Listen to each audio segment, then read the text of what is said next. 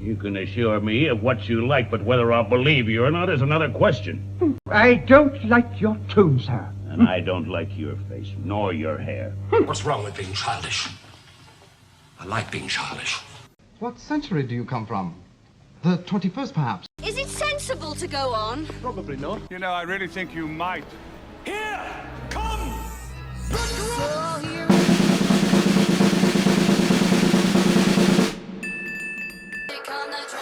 Hello!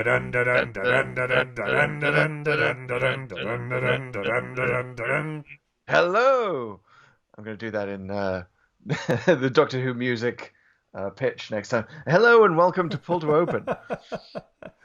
An ongoing quest. Thank you. An ongoing quest to watch all of Doctor Who in appropriately random order. My name is Chris Taylor. And I'm Pete Paschal. And we're a couple of guys who love the show, watched it most of our lives, and are really getting into jumping around the episodes randomly and talking about this thing that we love called Doctor Who. Yeah, you know, and for most of my life, it really is a most of our lives thing. And for most of my life, the 10th planet had only existed in my head as a theoretical story. Yeah. As a regeneration story, as the first Cybermen story, obviously. But the idea of the 10th planet as a thing that was actually told from start to finish, with a beginning, middle, and end, although not really so much as we found out, it's so weird to have such an important story in my life collapse like this into an actual entity. Yeah. You know what I mean? Totally know what you mean. Similar with me in that it was like, oh, the 10th planet was the first Cybermen appearance, the first regeneration. It's you know, growing up, knowing Doctor Who, you knew it was like this very notable story, and yet you could never really see it. You know, like, so honestly, the legend of it probably became this outsized thing in my mind. And also, like, it got me to question, like, why they treat certain episodes that are lost this way. Because as I understand it, like, 3 of the episodes had survived, you know, since the 70s or 60s or whatever, you know, they started sort of archiving them. And I kept thinking, like, well, why can't I just watch those 3? Like, where are they? And that eventually happened. You know, they eventually came out with the DVD at some point, even though I somehow at that point never got around to watching it. But it's like, come on, like it is funny that in general, I think people in entertainment don't realize how much we appreciate incomplete stories, even if they're incomplete. Like, you know, we The Empire Strikes Back was an incomplete story. We were happy to wait 3 years for the resolution. Like, yeah, well, give us all of the 10th planet you have. Anyway, before we dive into the 10th planet, let's recap what happened on the socials with our previous story that we covered, the Terror of the Autons, Pete. I understand we got banned on TikTok. Yeah, apparently Terror was all over the TikTok moderators or whatever robot actually sort of marks content there. So one of our TikTok videos, ladies and gentlemen, was marked for sensitive content. Ooh. And this is so appropriate, given that we were just talking about the Terror of the Autons being used on BBC Children's TV to ask children, is this too scary for you? Which is funny, because we did that video as well. That was part of our commentary. And that is not the video that got marked. It was actually a video where we just were simply commenting on how the Master hadn't thought through his plan, that the Autons wouldn't sort of recognize him as their buddy or whatever. They would just sort of kill him off at the end. And how silly that was. And near as I can figure, here's my theory, Chris. And I don't know if there's any way to ever confirm this, because I believe it is basically a robot flagging these things. But my guess is, because a chunk of that footage has the Master holding his tissue compression eliminator, and it looks like a big cigar, I think there's probably some anti-smoking thing that's flagging everybody smoking or potentially smoking in the app, and like that's my best theory on why that was flagged. Well, there's also a little bit of unit shooting guns, which I think one of our commenters suggested that might have been the reason for the ban. It's possible, but we've done that before with unit, with like Inferno. We did a few videos of Inferno, and at least one of them had a bunch of people shooting at the Doctor. So I find that a little weird. Then again, maybe, who knows? Maybe the guns were a little more obvious in this time. Can never tell. Yes, we did mention that the tissue compression eliminator was a little cigar-like the way the master was holding it, and maybe we got to our Freudian discussion last week. Maybe the algorithm over at TikTok is just being a little Freudian about cigars. Yeah, it might have been. Maybe it was like I don't know. What is it? What would it be? The 200th anniversary, 100th anniversary of his death or something? And maybe that was just getting a little overly Freudian sensitive for a day just to celebrate. I mean, the algorithm has to act like a concerned parent, right? It's basically their role now, lad. Well, especially on TikTok, where it is basically kids, which I sympathize with. But Doctor Who's a kid show, guys. Yeah, right. That's what I've been told. So anyway, we've been banned by TikTok. We are with the account that TikTok doesn't want you to see, and you should absolutely follow us, and we could get to 1,000 followers very shortly. Ooh, Pull to Open has been closed on TikTok. Free. Yes, we'd like to stress TikTok that Pull to Open is not a rude title. Yeah. Unlock Pull to Open. Free Pull to Open. What's the hashtag we should use? You pick. Fans, you pick which one we should use and let us know. Yes, hashtag free Pull to Open. Anyway, we'll keep going. We'll keep going until they ban us outright. We're still going to be posting the videos, so watch for some more from Terror of the Autons. I'm sure by the time you're listening to this, they're all up and hopefully banned to create more controversy. Hopefully not banned. But I think the 10th Planet may be banned for spreading incorrect science information. Right. And probably for the rest of the podcast, we should call it the 9th Planet. Agreed. Yeah, maybe there's a little retitling here. It's kind of like when they introduced the War Doctor, and that screwed up the numbering of everything. Like actual science has now screwed up anything that's been all the 10th Planet references in all literature, and this is probably the most prominent one. Thanks, Neil deGrasse Tyson, for making us rename the first Cybermen story, removing Pluto from the equation. Yeah. Poor old Pluto. Poor Pluto. You can still find, by the way, of course, we were Googling, I imagine you were Googling the 10th Planet as much as I was this week, and often what you get in Google results for the 10th Planet is there was a brief period before Pluto was demoted, where there was a story about a potential larger object than Pluto out there, further out in the solar system, that we were maybe going to name the 10th Planet. I'm not sure what happened to that. I think that got demoted too. But it's sort of, it reflects...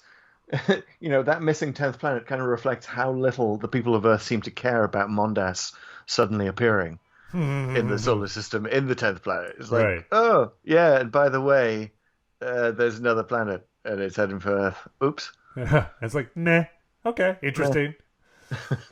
Yeah, I remember the old 10th planet, the actual 10th planet that they were talking about, and I think it's almost like the 10th planet, whether it's Mondas or this Planet X thing that was in real life, screws it up for Pluto. Because then it's like, well, if we're going to make this other thing a planet, then any other sort of large body that we see, we're going to have to make a planet. So screw it. Nobody's a planet. We're just going all out to Neptune, and that's it. We have 8 planets. And so Pluto's here. We're like, just like, whoa, he's got his hands out. Like, dude, I was just minding my own business here. And like, now I'm not a planet. Like, and we didn't know at that time that Pluto had a giant heart. We only just discovered that with the New Horizons mission, like shortly after we demoted it. We go out there all the way to visit with this fabulous camera, and it shows this giant heart to us. And now it's broken. Pluto. Broken forever, that heart. Exactly. So sad. But before we get any further with the talking about the 10th planet, our first lost episode, or partially lost episode, we've tackled on here on the podcast, we should probably jump into our regular feature that we call TLDW. Yes. Too long, Doctor Who. Too long. And this this one, the 10th planet definitely qualifies, I believe, as too long for what the actual story is. So I think, Pete, it is your turn this week in the hot seat, and I think you're going to have a relatively easy time with it, to be honest. I may, though if I would, suddenly repeat myself a few times, it's probably not just me forgetting I said something, even though that's usually it. So there might be a little repetition on this one. I should say, before we get into it, and I'm assuming, Pete, you did watch the reconstructed episode 4. I did. I actually indulge to the DVD, which has the Yes. animated version of episode 4.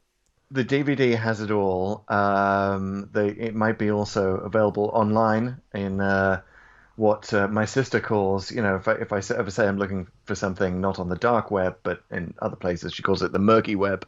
So I like to think that we can watch the 10th Planet on the murky web, including episode 4. So though it is technically a lost serial, it really isn't. It isn't that lost.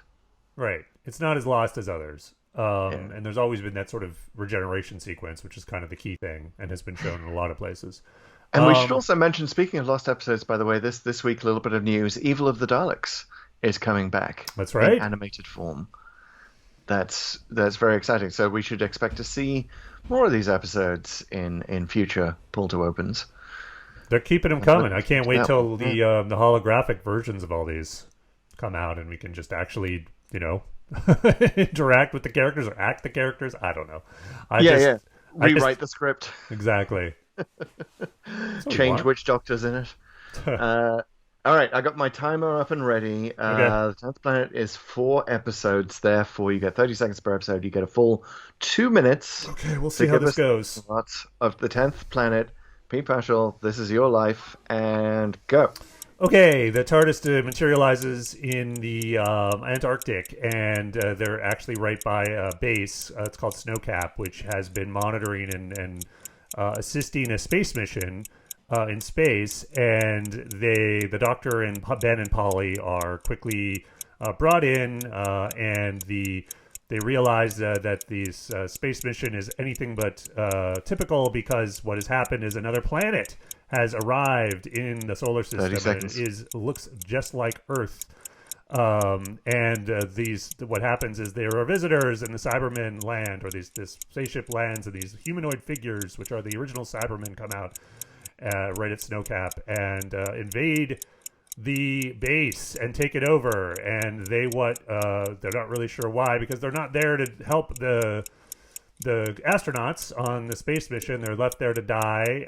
But what happens is they're there to take command of the Z-bomb, which is a nuclear weapon. There are a few around the world, but the Cybermen are overpowered ultimately by the people there, and by people sort of taking their own weapons.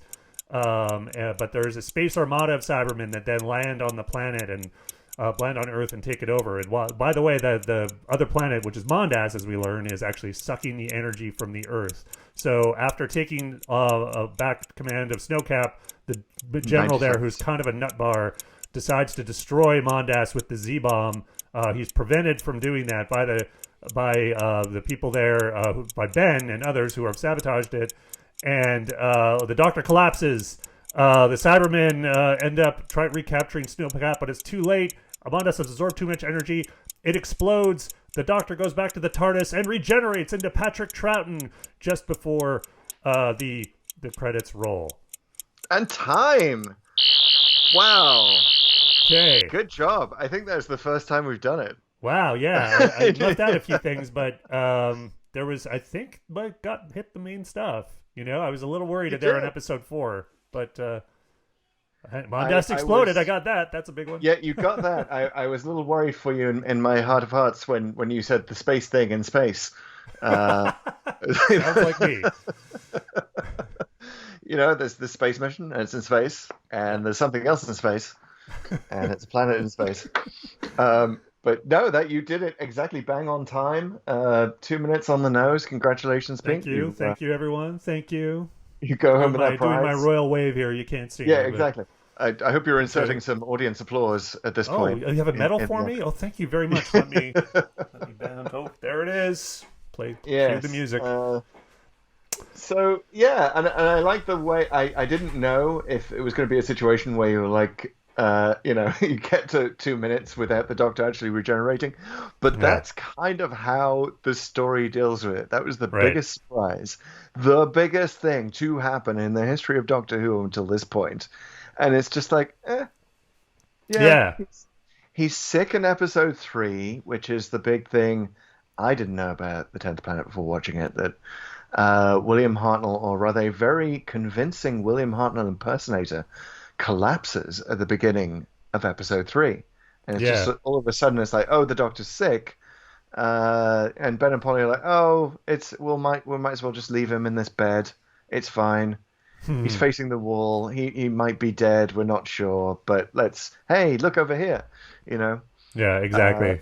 Well, in their defense, there's a big crisis going on where the world could be destroyed. But yeah, it's really unfortunate that it actually works. I got to say, because it in terms of like the body getting thin, he's dying.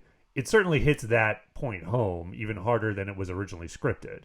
That said, it kind of robs William Hartnell of like the finale that he really should have, which is, he should be more of a commanding presence throughout. And at least he convincingly takes command in episode 4 and gets to have some good final lines and moments. We just don't see him doing them personally. It has to be an animated version of him, which is such a sad, poignant ending, and puts me very much in mind of An Adventure of Space and Time, which is so. Here's what I did. Here's how I recommend sandwiching the 10th Planet in your viewing. I watched An Adventure in Space and Time, which ends with the 10th Planet. It is, of course, the non-fiction story of William Hartnell being the Doctor and losing the Doctor that was broadcast for the 50th anniversary in 2013. Still a great film. Still holds up. Still makes me cry at the spoiler at the end. I won't spoil it for people. But there's a sort of fantastical spoiler at the end, and it just sort of hits you right in the heart as a Doctor Who fan. Says so much. Anyway, so then I watched The 10th Planet. Then I watched Twice Upon a Time. Oh, wow. Which is it's the a time fictional, on your hands. yeah, it's the fictional continuation. And watch the randomizer send us to Twice Upon a Time next, right? Right, that'll be incredible. Done it. And that is such a wonderful way to sandwich it, and you get to see, David Bradley's character, sort of a version of William Hartnell, blend into William Hartnell twice, but blend into him, blend out of him for the length of the 10th Planet, blend in again. So yeah, I really enjoyed that, and it sort of made this, let's be honest, it's kind of a ho-hum serial. Yeah. I was sort of disappointed by the 10th Planet overall. Yeah, especially because of its reputation as being the first regeneration episode, the introduction of the Cybermen, who are actually quite good in it. There's issues with that as well, but generally I think the Cybermen are depicted very well. It's like I sort of was alluding to at the beginning. I think the legend of this really doesn't serve it well for viewing, because like it's very repetitive. When episode 4 comes around, and you're basically, the Cybermen are back yet again, taking over the base yet again. There's another spaceship in peril yet again. You're kind of like, is this episode 2 again? Like, what's going on here?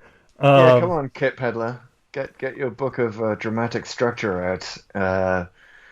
Damn ophthalmologists writing Doctor Who. And I know this is maybe a little beyond sort of writing for this sort of serial at the time, but I feel like the huge missed opportunity here is bridging a little better the idea of the Cybermen, running out of power and renewing themselves, and just the general concept of the Cybermen as being this sort of replace bits, and are you really the thing that you originally were, and putting that vis-a-vis the Doctor regenerating into a new person, and there's really not much bridging of those two things. They're just two things that happen to happen in the same episode. It's not really well explored at all.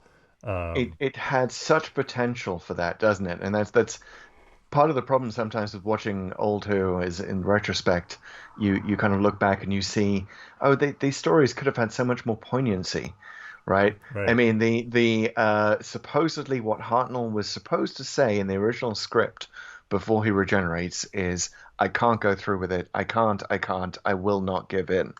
Yeah. And they cut that because they just wanted to spend the entire day shooting the actual regeneration scene, which, fair play, it's an iconic scene. It uses a BBC monitor that didn't work, which I think is the most BBC special effect ever. It's like, cut to monitor that makes your face flare up. Yeah, cheap special effect. But totally works. It totally works. That's the thing. I mean, it didn't. It worked by not working. but makes regeneration kind of this aside, this just thing that happens in the script without even mention by the Doctor. He just sort of walks off in the snowstorm. So I really think that watching Twice Upon a Time after this, it really brings that satisfaction of like, oh yes, this makes more sense. That's what happened. He went off, had a whole other adventure out there in the snow. So fair play to Stephen Moffat for filling in something in Doctor Who canon, for restoring that line, for making it the basis of Twice Upon a Time. But yeah, that very same poignancy about the Doctor changing and being the equivalent of a cybernetic being constantly changing himself, could have been investigated. Could have been a classic, Kid Pedler. Could have been a classic.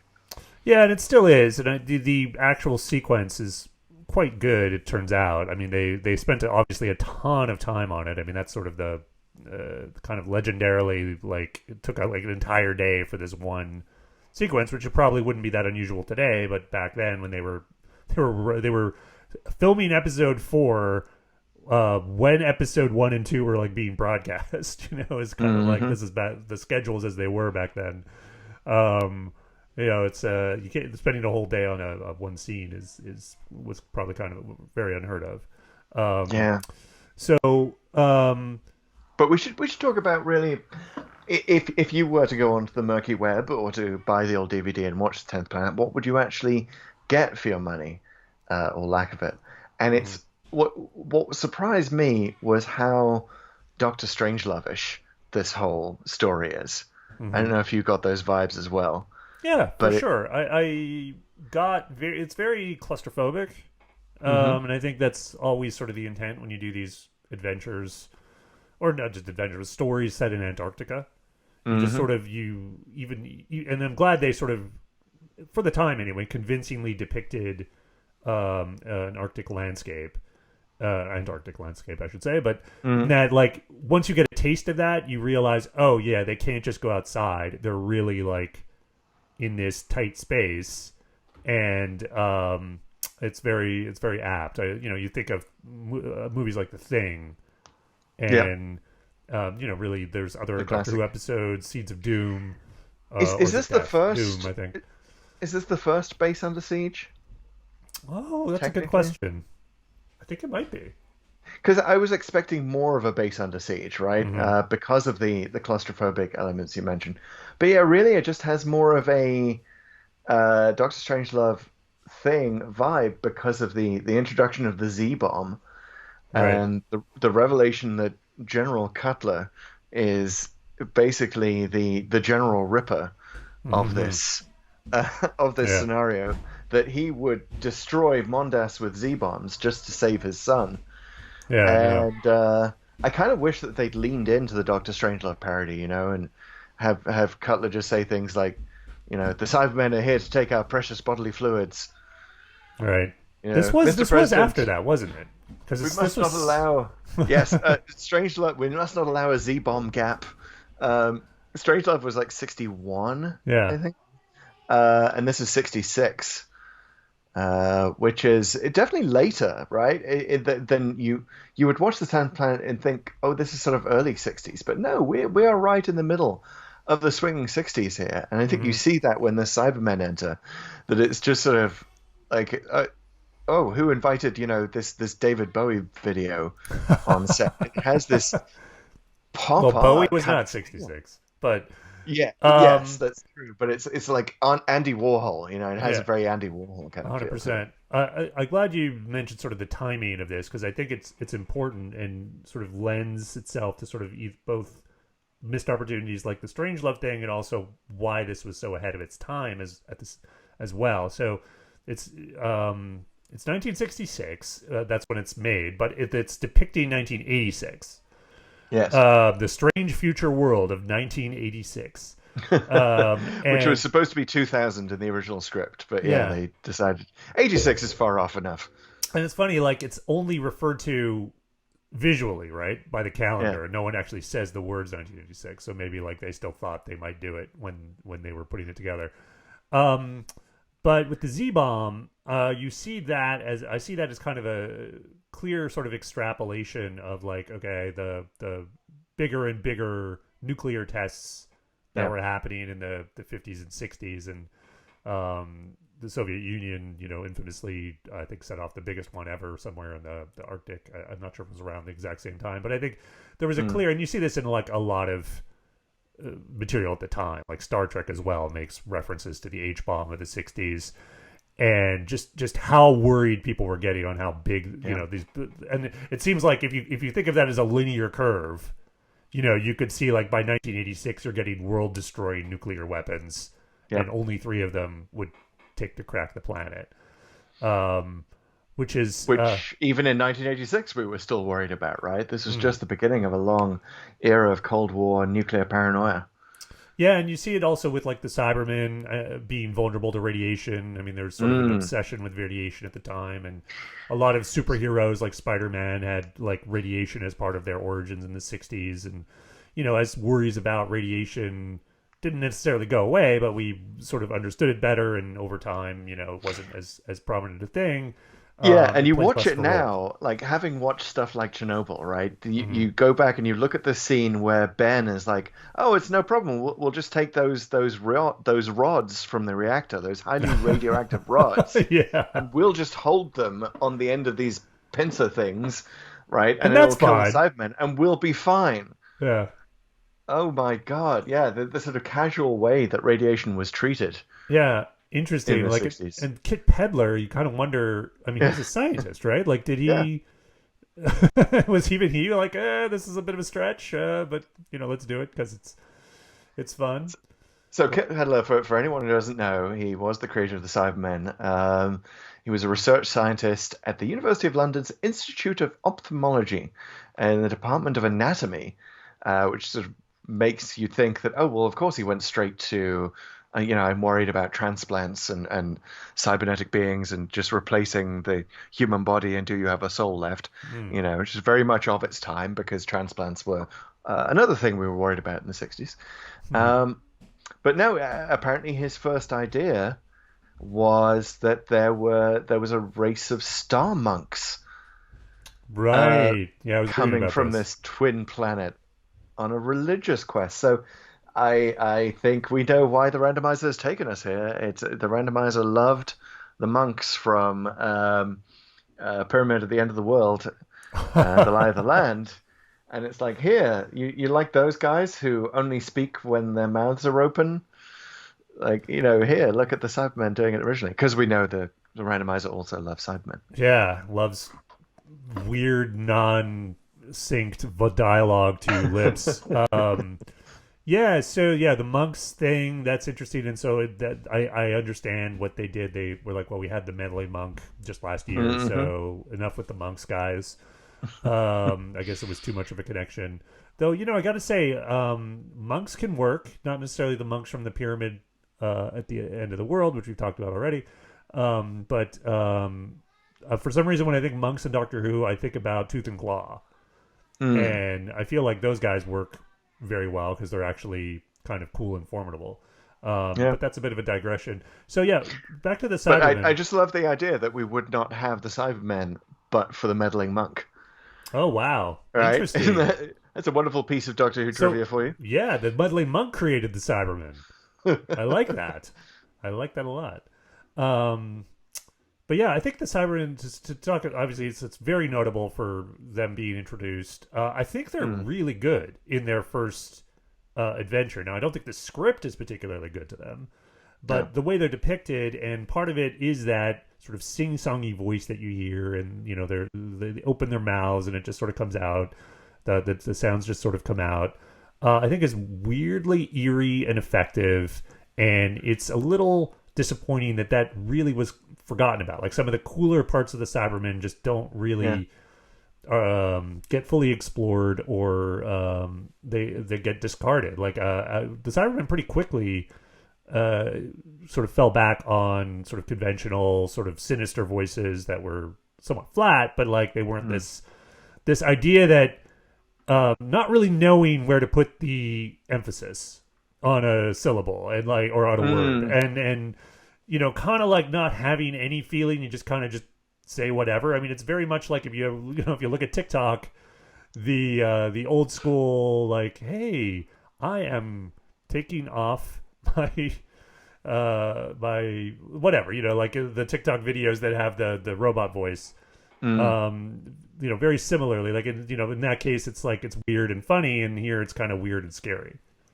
They definitely hold up in a way because just there's something so super scary and as I say, sort of Warhol-esque and pop arty about the Cybermen. Like they really do look like they've come from a future David Bowie video, like back through time. Like they feel ahead of their time. They're just sort of they're almost parodies of cybernetic man in science fiction, right? But just having two eye holes cut and a mouth hole cut. I don't think it would work except in black and white, so it really takes advantage of the medium. And they just, the voice is creepy. Everything about them, the box on their chest, the fact that they hold up giant camera flashes, the fact that they don't use the halogen lamps on their heads, which I think is also fascinating. They meant to. They meant to. They were halogen lamps from trucks. And they tried one out, and apparently the bulb popped. They were like, "We're not doing that." And, forget it.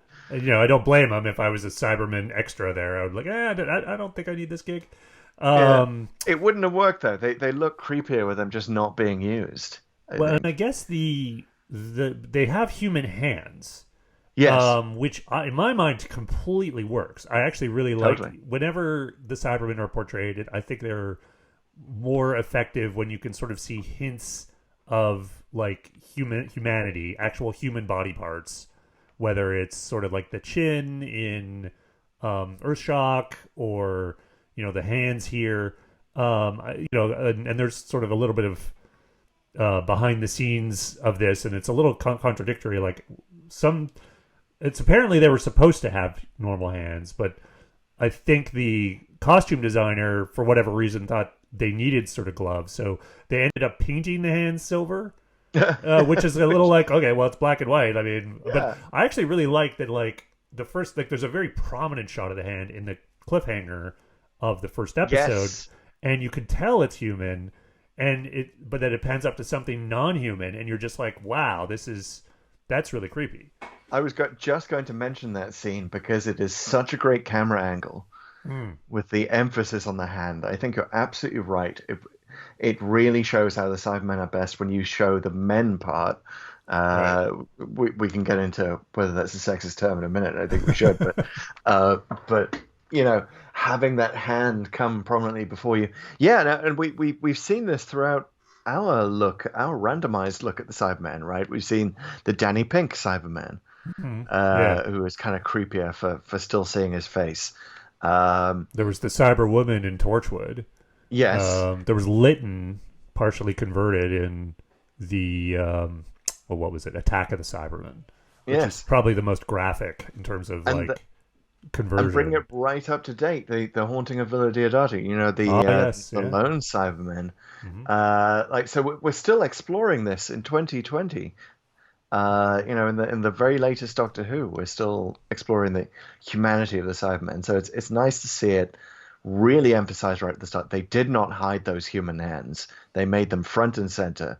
You can definitely see the human mouth. And you can see why Moffat looked at these creatures and said, let's bring the Mondasian Cybermen back, right, for World Enough in Time. And turn Bill Potts into one, because they're super fucking creepy. You really don't need to adapt that costume much. Yeah, absolutely. It also gives them, like, because it is kind of bulky, it works, because it's like, I know there was an idea of like this chest unit being kind of an iron lung and just all sort of the parts around it. I mean, it certainly makes them seem imposing and formidable, and that works. But also, I like that it gives them kind of a starting point to then sort of upgrade, if you will, as they're portrayed in later times. And you can tell coin a phrase. They're distinctively Cybermen, because they have like the handlebars. That's like the main sort of emblem you look for when are these Cybermen or not. But it would make sense that, like, it's engineering. I mean, they would get sleeker over time and get more features and weapons that are sometimes built in or sometimes separate. And it's kind of like Apple taking away MagSafe and putting it back. Like, I would love to go back to 1966 and tell Dr. Kit Pedler that these will one day be known as the Mondasian Cybermen. Right. Emphasizing that he is giving birth to this whole lineage. Yes. And the only Doctor Who villain really to have a lineage like that. Like, every time they've tried to turn the Daleks into other things, it's not quite worked, right? Like the new Power Ranger Daleks. Right. You know, we have slightly different casings for the Daleks, but it's basically the same original design as 1964. Right, exactly. Well, and I think here is where I feel like Doctor Who over the years, it's great that they do it. I think I think it might be overstating it to say it's a missed opportunity, but the idea that like it's never really acknowledged, right? That the Cybermen look different, and it's kind of a subject of some debate on whether they're supposed to look different to the characters or whether this is sort of in the same way that the Klingons were famously given ridges and different makeup when they were reintroduced in the 80s.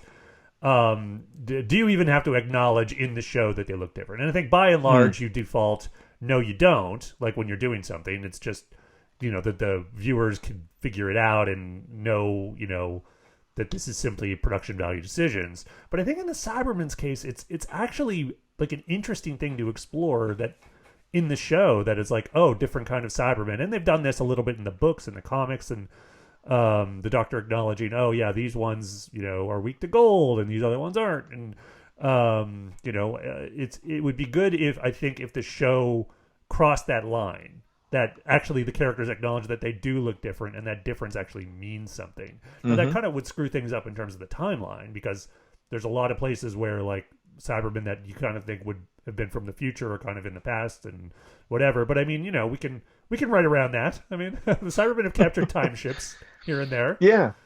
And it is great that the new Who has gone there, with reintroducing the Mondasian Cybermen and just exploring a little bit more around the timeline. Always love it when Doctor Who does that. But so we should talk about the word Cybermen for a minute. Yes. This is I'll say one more thing, by the way, because the moral of the story is, thank goodness for cheap BBC special effects budget. The Cybermen were supposed to have a claw, like an extra hand or something, came out of the central box, which just would have looked ridiculous. Yeah, right. The design is a classic one. So, yeah, thank goodness they just didn't have the budget for that extra arm. Well, and I think to have an in-show reason why they wouldn't do that, this is sort of like a response to the question that sometimes some fans go, well, like if they're replacing all their body parts, why do they even still look human? And, well, I think the reason is because it still has a human brain, and the human brain is designed to control a human body.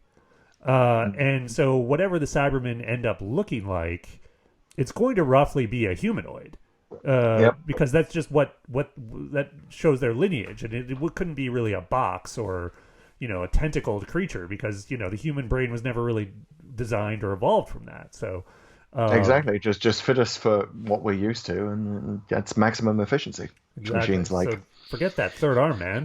We don't have one of those. So most of us. So cyber people, I guess we should really call them. Should we, though? Should we? I mean, we're not going to, but we should acknowledge that, this was done in the 60s. Cybermen, I mean, where no man has gone before. It was that era. So there's sort of an inherent sexism to the Cybermen name that I think we can live with. But it is, if you think about it, and this is as I was sort of preparing my notes for the show, like, it's almost sexist against men in the same way, in a different way, not in the same way, but it's sexist against women because it sort of obviously sort of negates them in a large way.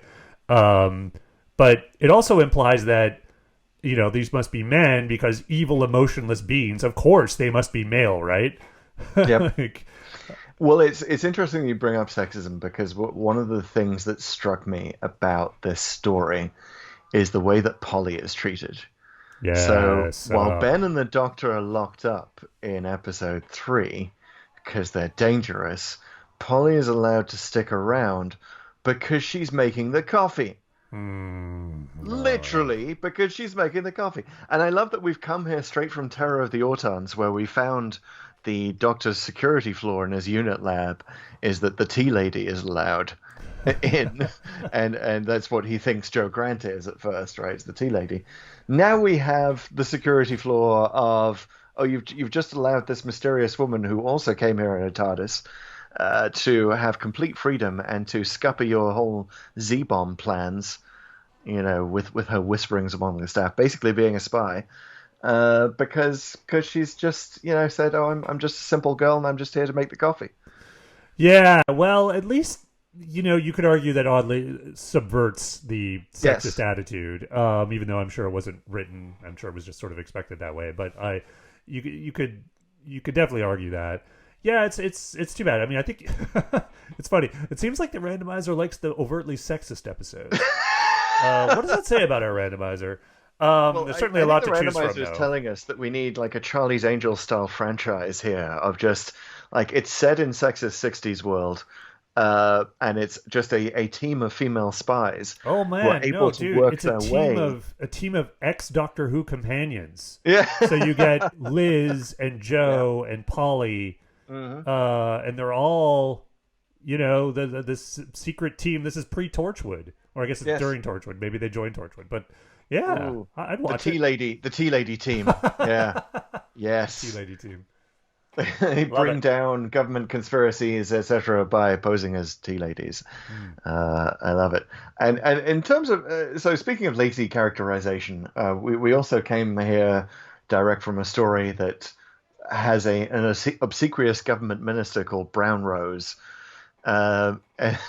And we go to a story where the cartoonishly violent American is called Cutler, which I think is obviously a reference to Custer, and it just sort of speaks to that, which I think that's what a Brit would hear in that name, right? Oh yeah, he's obviously supposed to be a General Custer kind of character, and he's going to be bloodthirsty, which indeed he is. And then, so there's simultaneously a lot of national stereotyping in this episode, like the Italian officer who has the pinups next to his bed and is literally singing La Donna Mobile. Well, I just got that he was young.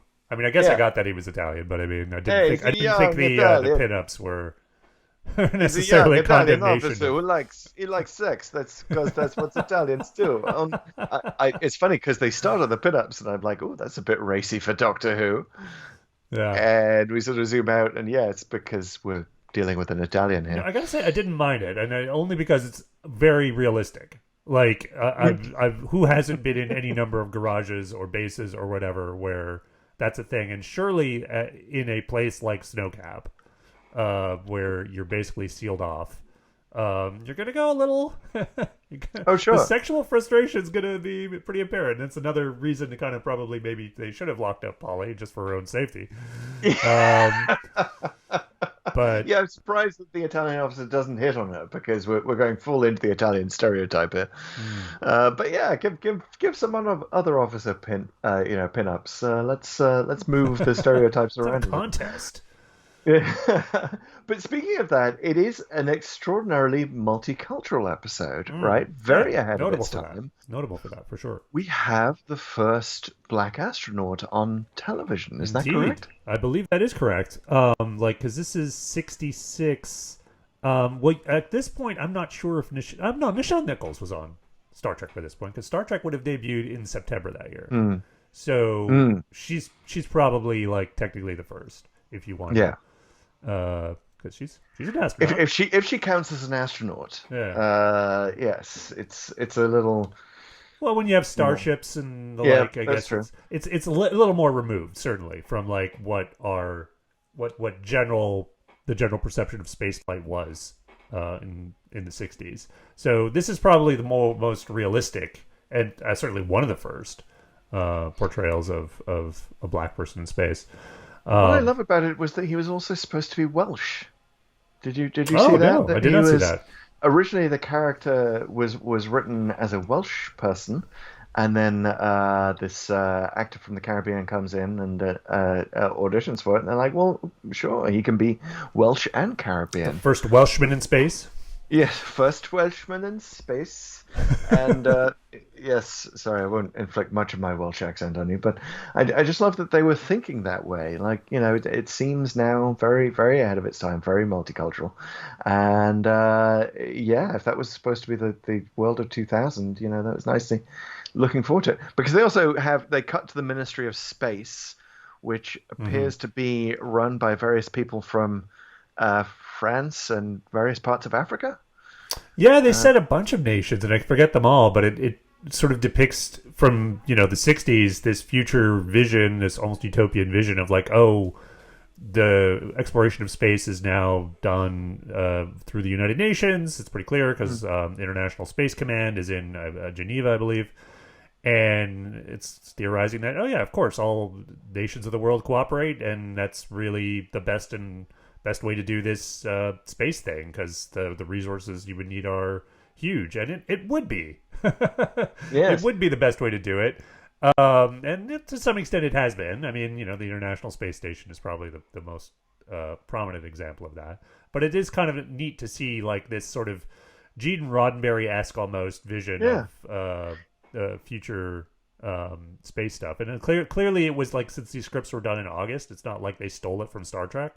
Like August of that year of 1966. Like this was probably like an idea at the time, certainly growing out of sort of that idealistic 1960s counterculture. And I think definitely we're in 66. We're about to have the Summer of Love.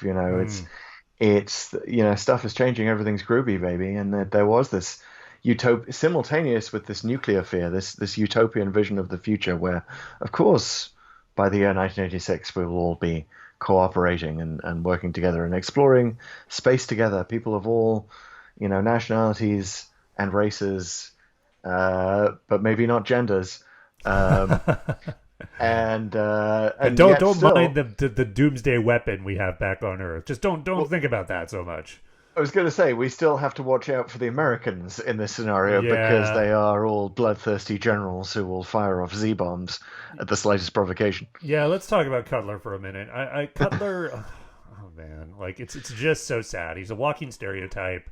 The actor, I mean, like does what he's there to do, and I understand the actor's actually Canadian, which is kind of fun in a sense. Mike McGuire, and apparently he had a full career playing. He was much into band playing Americans in British movies and TV shows, like one which I just have to mention because I love the name, Dial 999, which is one of those shows you can't export.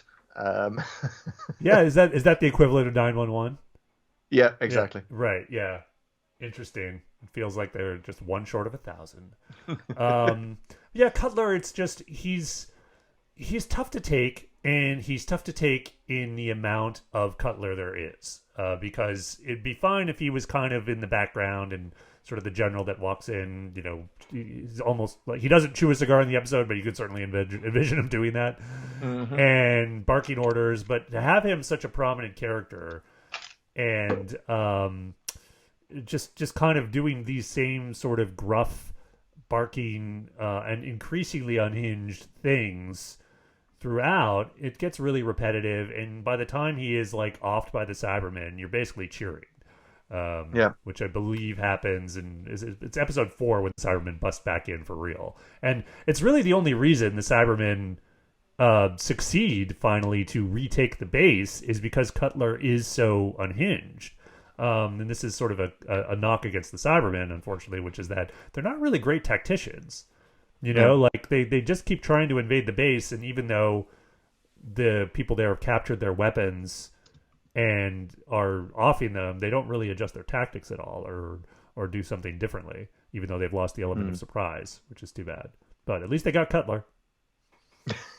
Yay! And we're supposed to care about Cutler's son stuck up there in that spaceship when, we're supposed to care about the son of the guy who didn't really like his son. Like, he's loves his son, but he doesn't really like him. And it's sort of a complicated relationship, and we don't really care because he's a two-dimensional cartoon anyway. Right. I thought they were maybe trying to humanize him by bringing the son in, but it doesn't work at all. Yeah, well, Cutler cares about him way too much, so we don't have to. I mean, Yeah, the sun thing was, yeah, it sort of gives that. It's obviously a plot device to make sure to push Cutler over the edge, and he becomes this guy who is willing to destroy a whole planet, that being Mondas, to save his son. But I mean, how did this guy get to be a general? You know, like that is not a decision any sort of general in any position would ever make. You would never rise to that rank. Yeah. If you were that unhinged. So it seems the viewers at the time kind of didn't particularly like the show. Apparently, it had below a 50% on the reaction index. Wow, there was a reaction index back then? There was a reaction it's index. It's like the equivalent of Rotten Tomatoes for the BBC. Exactly. And apparently below 50% is still good. Because the producers thought, based on this, they're sort of pleased with it, and they saw it as a blueprint for further stories. And the extent to which it is a blueprint, I think it's like, Doctor Who, please don't use Americans anymore in your, international teams. And maybe we can see the beginnings of a unit here, right? Because, like, you want a unit story where the international officers are anything but American. And, they're sort of a bit more level-headed, and you need a, solid British officer type to head them up. And well, this is certainly at least in Doctor Who, the beginnings of this, I guess, sort of reverence for the United Nations and a united world, yes. which unit sort of depicts, and like they're talking about, or your unit represents anyway. And there's the International Space Command, which actually gets referenced again, I believe, in another adventure. It might be the Moonbase or something else in the Troughton era. So they're kind of starting to build a little bit of a universe, like sort of consciously anyway. But the whole idea of like, oh, Earth needs its own united government or united military force, whatever shape that may be, actually makes a lot of sense in the show. But I'm curious, Chris, from your perspective, is there more of a reverence for that idea of the United Nations and this sort of world authority? Was that sort of a thing back then, or is it now? I feel like with Brexit it's probably less so, but yeah, back then I feel like maybe there was more of a like, this is probably how we're going to evolve further and further into this more united world. Yeah, I think there was generally a lot more reception for that in the UK. Because here's the thing, in 1945, the end of World War II, the UK was basically broken, right? We look back and know that now. Like, we were in massive debt. It was the end of the British Empire. We didn't know it then. And one of the things that masked it then was that we were on the UN Security Council.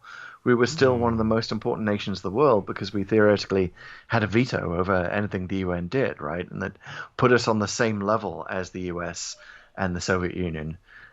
So we were kind of fooling ourselves through the United Nations, and I think it allowed Britain to see itself as global Britain, to use a phrase that is much used by Brexiteers even now. Like, we know that we're just a tiny island now, and we need something to make us important and relevant in the world, and the UN certainly fits that bill. So I can see why we had that UN reverence, and it was certainly a surprise to me when I came to the US in the 90s and discovered the suspicion of it. Right. Not so much here. Yeah. There's certainly a good chunk of people, I think, in the U.S. that are pro UN, or at least for its mission. But there's a much more suspicion and just a general thought of like, does this body do what it's designed to do, and if it's not, and what is it designed to do exactly? So there's not that same, like, I think certainly in the show of Doctor Who, like this sort of almost inevitability that we're going to be this united Earth. That seems a long way off, though. Again, getting back to the show, like, it makes total sense, right? Because one of the things that I think is often debated, at least in college campuses, about like, do we need a world government? Well, maybe we might do we need one if there's no other government to sort of to be a rival or compare it against, right? Because if it's one unified thing, it makes a lot more sense in the context of a universe of other planets that also have their governments. But until we get there, I mean, we'll probably always be fractured. Yeah, I'm sure that if you remade the 10th planet today as the ninth planet, you might have that be part of the script, right? That the sudden appearance of Mondes is what brings the nations of the Earth together. Because we do need that kind of external threat. I love that. And I'll just say, by the way, it does look so weird to our eyes. When we first see Mondes, it is so obviously the Earth upside down that the fact that the characters kind of go through this like, wait a minute, that looks familiar. You know, wait, that's South America up there at the top. You know? Yeah, and I think for the 60s, I mean, I'm trying to judge it based on the time, because it's easy to kick that and go like, oh, come on, that's ridiculous. Like, no, even if they were like very like identical masses of planet, there's no way the plates would evolve the same way. Would even if they were the same shape, you know, they wouldn't evolve the same over time. So that's just really silly as a scientific idea. But you know, to hit home the idea this is the twin planet, I mean, it's a very direct way to do that, and you instantly have visual confirmation that this thing is related to Earth in a very obvious way. And also, like, there were other I think Star Trek at the time did an episode, I think it was Miri actually, where it was basically the same idea. You know, they just arrived at this planet. It's another Earth. It's a parallel evolution. It's never really explained, and it doesn't have to be that. But for some reason, the writers thought that was a thing, that there could be like these other Earths seated in other places. Yeah, I guess I don't know if that was really based on any sort of scientific thing, but it was definitely a thing at the time. It is so weird the way that Mondes is treated in the script. It's definitely this thing that just sort of like, you know, people keep remembering that it exists. Like at some point, Cutler kind of gives a list of priorities of things that we need to fix right now, and I think that the existence of another Earth is number 3 on that list. it's oh yeah, and by the way. After rescuing my son and getting my son a cup of coffee. Yeah. That's on you, Polly. And then it's like, oh yeah, the planet, right, totally. But and then, you know, apparently Earth's astronomers still can't agree that it's a twin world, despite it looking so obviously like a twin world. We're told this in that great little snatch of international television news, which, gotta say, as a channel is apparently broadcasts of this entire United Nations future planet, they really need to up the excitement level in their news broadcasts. Yeah, it's totally. It's a little basic. Need to get Anderson Cooper in there. Yeah, but of course, British newsreaders in this United Earth, we need British newsreaders for everything, because they're the most, you know, trusted faces and names in news. Of course. It's so 60s and British. Yeah. But yeah, speaking of this audience appreciation index, so it was 50% for episode 1, 48% for the rest of the episodes, only 47% for episode 4. No. Viewing figures were good, and they went up during the serial, but then went down again for episode 4. And it's super weird because it's like these days, you get a regeneration episode bump. Yeah. Anytime the Doctor regenerates, people tune in because they want to see that moment, even if they're not big fans of the show. You know, you see these huge spikes in the viewing figures at the end of that episode. And it makes me realize that they either really wanted to complete this, you know, keep this completely secret, or they just didn't know how to market a good story twist, right? Yeah, I think these days it'd be like, tune in for a special surprise and a very special episode of Doctor Who. Oh, it's massive. We know it's massive. I mean, I remember the whole, you know, who is the new Doctor special they did when Capaldi was chosen. It was a massive event, and back then, I think they just had no idea. Like they barely knew what marketing was back then, right? They certainly weren't treating Doctor Who as a franchise in any way. So, I remember in watching the documentary on the DVD about this, there were like a couple of articles that they showed from either the Times or maybe even Well, I don't know where they were, but the point was they were these tiny columns halfway down the page, like there's a new Doctor Who. Whereas today you would have that as it would be front page news. Yeah, on the Daily Mail. The search. I mean, the news would have leaked months beforehand, right? And then then we'd have the stakes of who's in play to be the next Doctor. Well, yeah. Now there's a whole anatomy to it. Even there's like the rumors starting. We're already actually in that now, and then there's going to be the leak, and then the official announcement, and then the speculation, and then the date of the announcement, and then the actual announcement, and more leaks in between all of that. So it's such a process now that probably takes more than a year.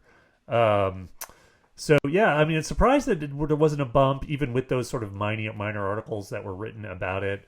But with Troughton took over, and a lot of people wondered if this was the end of Doctor Who, and apparently that was not. It was not, Chris. Thank Apparently goodness. Patrick did okay. Full to Open would be a very short show if it had ended with the 10th planet. They got the Troughton bounce. Yeah, they certainly did. And reportedly, William Hartnell said that Troughton was the only man in England who could replace him. And it's funny, and I'm not sure when and where he said that. I assume that was before Troughton was chosen, or it's not just like, saying nice things about the person who has been picked to replace you. Yeah, I think it was said after the fact, but presumably, I mean, the world of BBC acting was very small, and Troughton was certainly a known figure. Yeah, and. It was an excellent choice, and there's still debate to this day over whether Hartnell quit or resigned, and obviously he was in ill health, and obviously he was butting heads more and more with the production crew, but we don't know if it happened exactly as it did in Adventure in Space and Time, with that sort of key meeting with Sidney Newman, right, played by Brian Cox, where he's like, I have to tell you, the show is going to continue, but you're not. Right. Well, certainly according to the cast, he was even butting heads with the new, like Michael Craze and Nick Wills. I'm not sure if I'm pronouncing her name right. Anik. And Aneki. Yeah. Aneki Wills. Not sure.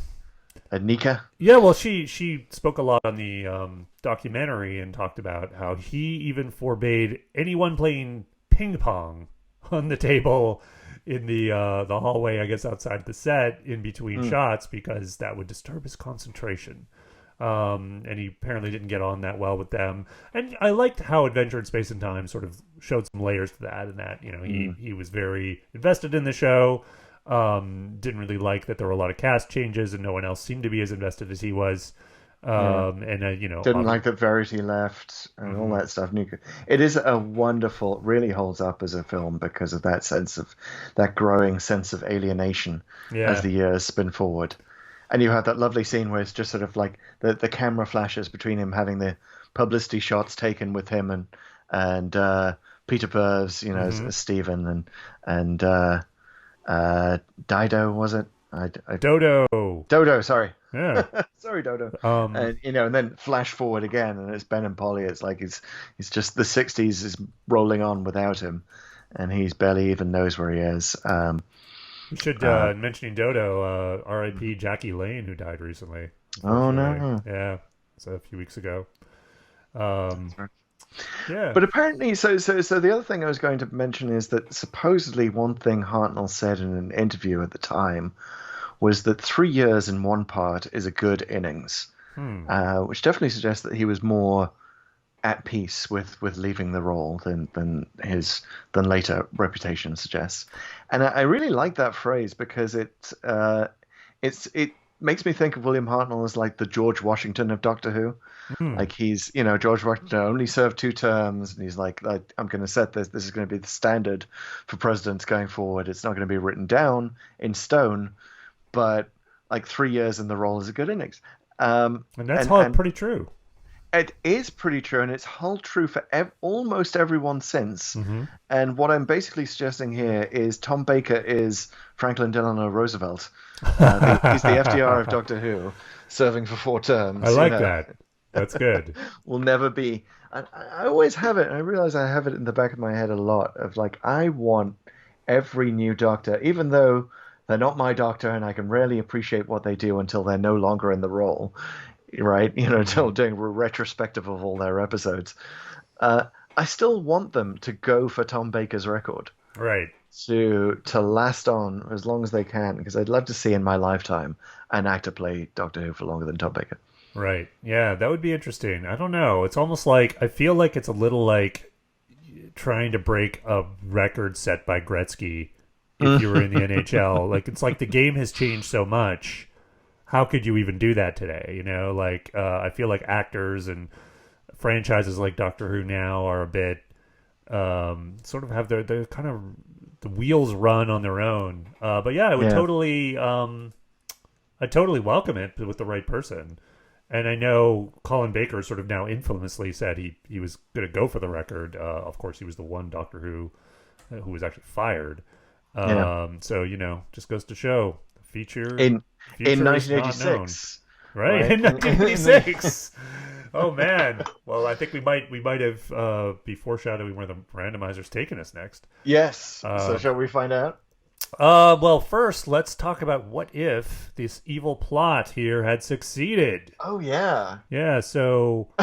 well, so whose is the evil plot, first of all? Right. Is it Cutler's, or is it... Ooh, I like the way you think. Maybe there's a couple to explore here. So if... Okay, let's start with Cutler's and then do the main one. Mm-hmm. So Cutler's plot, obviously, is to set the Z-bomb off, destroy Mondas, and rescue his son. So we have to assume Ben didn't succeed in sabotaging the rocket. Z-bomb takes off with the Doctor still sort of unconscious and destroys Mondas, or at least heavily damages it. And which is being destroyed by the energy anyway.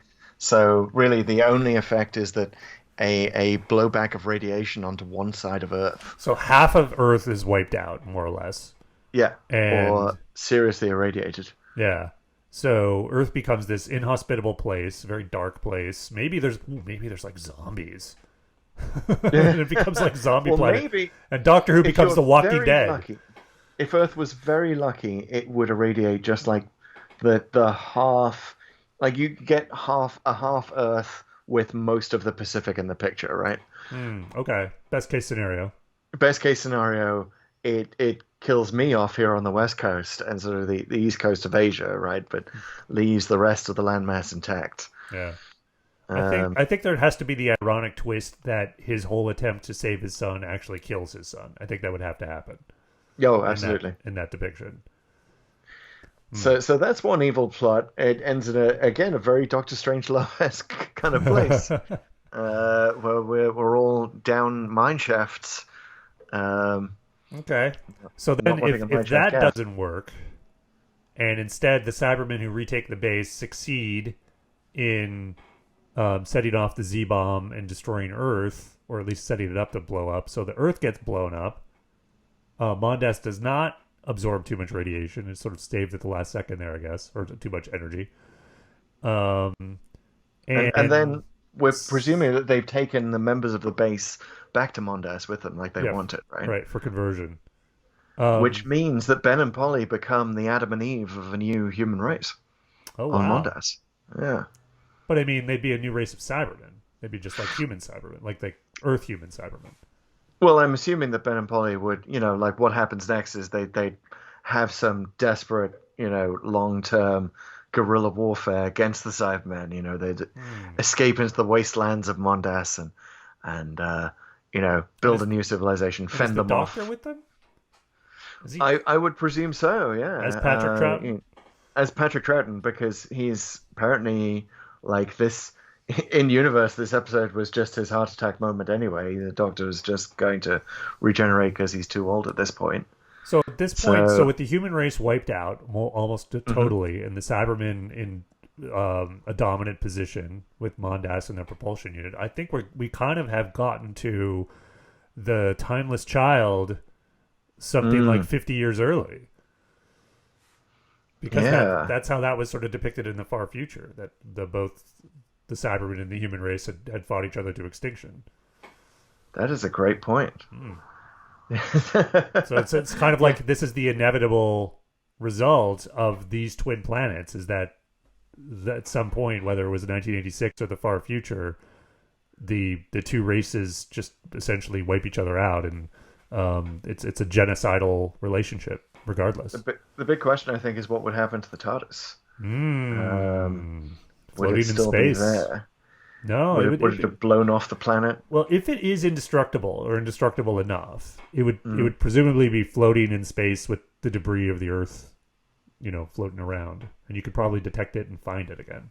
So that could be interesting parallel timeline we're coming up with here. And just to make it even more timey-wimey, Capaldi's Doctor would also land there in the wreckage of what was once Antarctica. You get a sort of Alderaan situation where he just appears in a asteroid field. He's like, wait a minute, what's happened here? And he's right next to this other TARDIS. Maybe he can help the Patrick Troughton Doctor get off Mondas. And bottom line, we've just written a whole new Big Finish What If serial. Yeah, again. Cyber Empire. I seem to remember we did that last time in response to the What If the Evil Plot Had Succeeded plot. Yeah. Call us, guys. We're doing the phone symbol. All right, now shall we find out where the randomizer wants to take us next? Let's also tell everyone what we do here with the randomizer. So every time we finish talking about an episode, we figure out which episode we're going to next. It is totally random. They're as random as we can get it. As everyone knows, computers are bad at picking random numbers. So, Chris, who do we turn to for it? We use random.org, which please sponsor us, random.org. Can use a true random number generator using atmospheric noise to produce something truly random based on atoms bouncing around in our atmosphere. It's a very doctorish way of doing it. I believe it's probably how the actual randomizer works. I'm not going to say that's canon, but I like to think that. Anyway, so we have minimum number 1, maximum number 297. All right. If we hit a serial we've already hit, and we're going to have to figure that out sooner or later. No, those are all time locked. Then we have to generate again. But we got it all. First I want to throw down a challenge to the randomizer. Randomizer, you took us to a lost episode, but it wasn't really lost. Challenge us. Challenge us. Get us a real. I want you to give me the Smugglers or something like that. Something that's really gone. Wow. Okay, because I really want to be. Yeah, that would be epic. I mean, in more ways than one.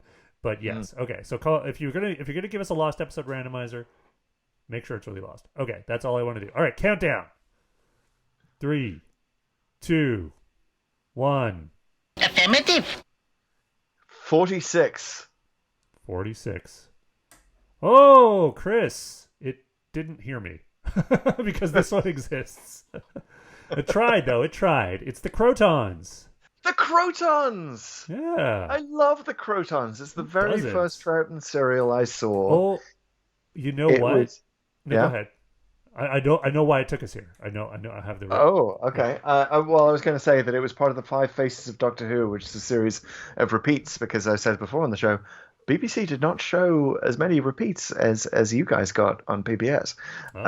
So it was very rare to get any old Troughton at all, and this was.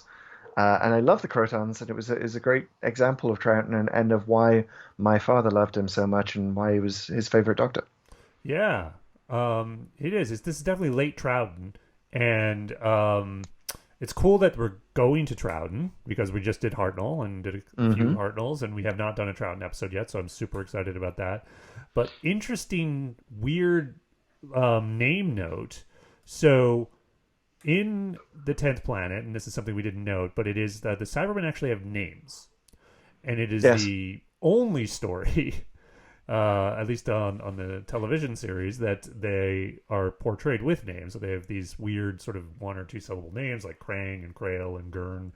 They're not really used much on screen. I think it's only like 1 or 2 bits of dialogue, but they're scripted that way, and they're certainly referred to that way in novels and every other piece of media that refers to the 10th planet.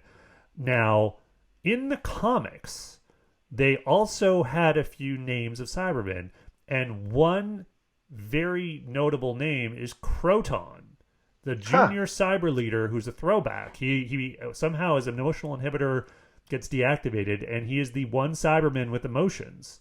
It's junior cyber leader Croton, and so we've been taken to the Croton. So I'm seeing the connection. It's all coming together, Chris. It's all connected. Yeah, and as we see, Patrick Troughton's face on screen for the first time, the randomizer is like, yeah, I want more of that guy. So hopefully this will be the first of many Troughtons in Pull to Open. Yeah. We'll get to them all eventually. And a lot of them are lost, so like that challenge still stands there, randomizer. Give it to us. Looking forward to it. All right, Chris, this has been great. Thanks for chatting with the 10th Planet with me. And thank you, everyone, for listening. This has been Pull to Open. It is a podcast. If you have not subscribed yet, please do. We are available wherever you find podcasts. That is on Apple, on Spotify, on Google, Breaker, a bunch of places. If you do listen to the show and you like it, we'd love it if you left a review. 5 stars are the kind of reviews we like, but really we like all the reviews, so just go ahead and leave us a rating, leave us a review. We really, really appreciate it. Every one of those really helps us grow and helps us reach more people. Follow us on social, especially on TikTok, where we're putting up videos with little snippets from the pod all the time. They're super fun. People really like them. We're at Pull to Open on TikTok. All one word, obviously. On Twitter and Instagram as well. We're doing some live tweets of the stuff we're watching, and we're sharing some cool stuff on Instagram too. On both of Twitter and Instagram, we're at Pull2Open63. Get it? And that is where we will see you until next time. If you're trying to get our podcast on the planet Mondas, remember to turn your smartphone upside down. Right. Exactly. All right. And don't suck too much of that energy, unless your phone explode. All right. We'll see you next time. All right. Take care.